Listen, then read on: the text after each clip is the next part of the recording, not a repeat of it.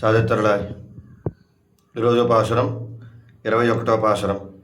ஏத்த களங்கள் எதிர பொங்கமே தளிப்ப மாத்தாதே பால் சுனிஜம் வள்ளல் வரும் பசுக்கள் ஆத்த படைத்தான் மகனே அறிவுராய் ஊத்தமுடையாய் பெரியாய் உலகனில் தோத்தமாய் நின்ன சுடரே துயலசாய் மாத்தாருணக்கு வழித்துணைந்தொன் வாசற்கண் ஆத்தாது வந்தொன் அடிபடியுமா போலே போத்தியாம் வந்தோம் புகந்தேలోరంబావాయి.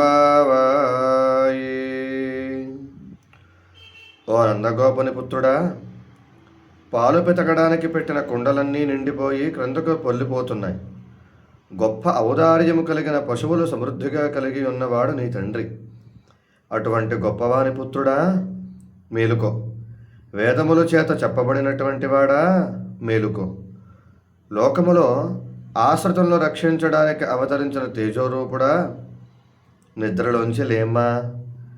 నీ శత్రువులు నీతో ఎదురుగా వచ్చి పోరాడి నిలవలేక వేరు గతి లేక దీనులై నీ సన్నిధిలో నీ పాదములనే విధముగా ఆశ్రయించుదురో అదేవిధంగా మేము కూడా నీ కళ్యాణ గుణములను కీర్తిస్తూ నీకు మంగళాశాసనము చేయడానికి వచ్చాము.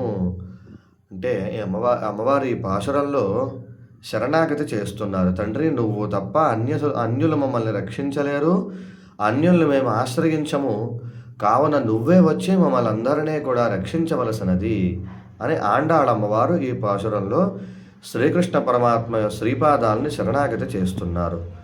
ఆండాళ్ దివ్య తిరువడిகளே శరణం.